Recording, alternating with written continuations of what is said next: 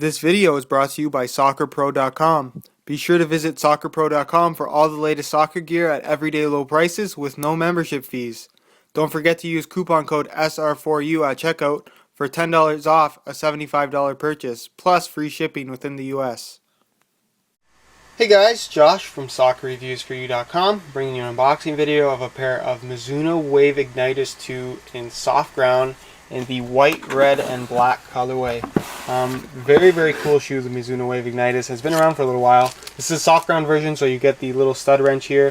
It's in a kind of a little bag. Not going to take it out, get the gist of it. Then of course you get a string bag with the Mizuno Wave Ignitus as well. This is Mizuno here, then this is Wave Ignitus in yellow. Just your standard string bag in this cloth material. Really nice that they include the extra bag with the shoes. And let me just get the shoes out of the box real quick. And this is a fairly unique soft ground stud pattern for Mizuno. It's not like a mixed sole or anything like that like we're seeing from Nike and Adidas now, but it still is fairly unique because it's not your standard 6 stud. You're going to notice that you have your standard 2 studs in the back, but you have 6 studs in the forefoot, which is somewhat different. Generally you have a 6 stud, like I said, so you have 2 in the back and then 4 in the front, but Mizuno does 6 in the front, which makes this very solid.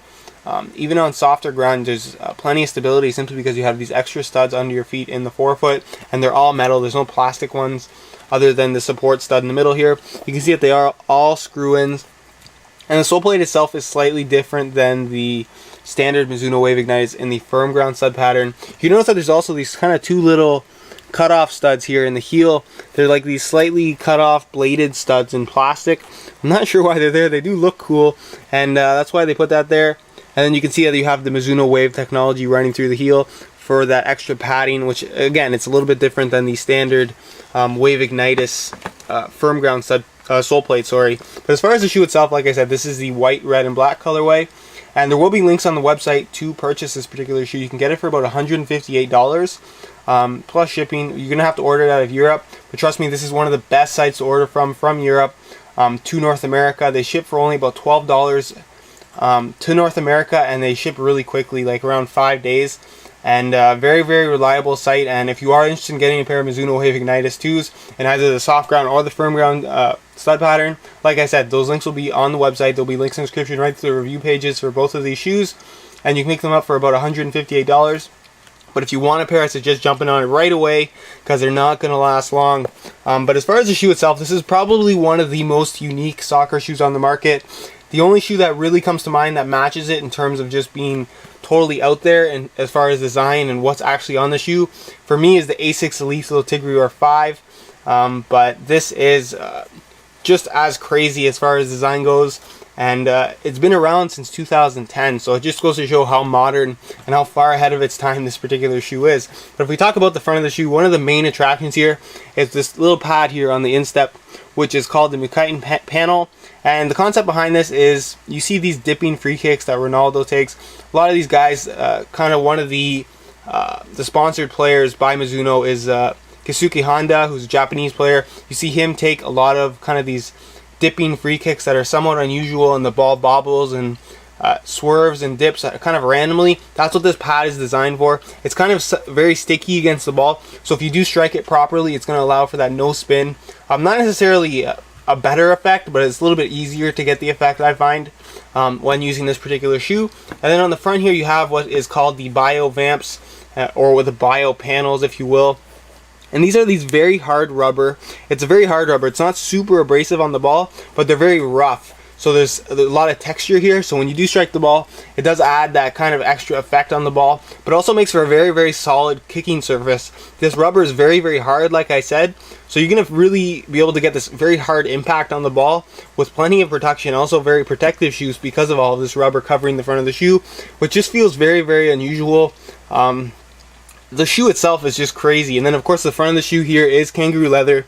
Really nice. What I like about the shoe is you have all of this rubber vamps on the front here, but it doesn't feel too sticky on the ball when you're dribbling, which for me is just really important. Then you're going to notice that you have these slightly offset lacing here. The lace is slightly to the outside, and a very deep fitting heel, which is very important for me, with this synthetic suede liner, which fits great. The shoe itself just fits fantastically. Really doesn't require any kind of break-in time. You can really just wear it right out of the box. Obviously it will soften up a little bit and form to your foot fairly nicely. But just a fantastic shoe from Mizuno. And like I said, if you really want to try something different, $158, you're going to have to import it from Europe. But like I said, it's totally worth it. Really, really cool shoes. Either soft ground or firm ground is available. If you want it, jump on it right now. Again, those links will be in the description.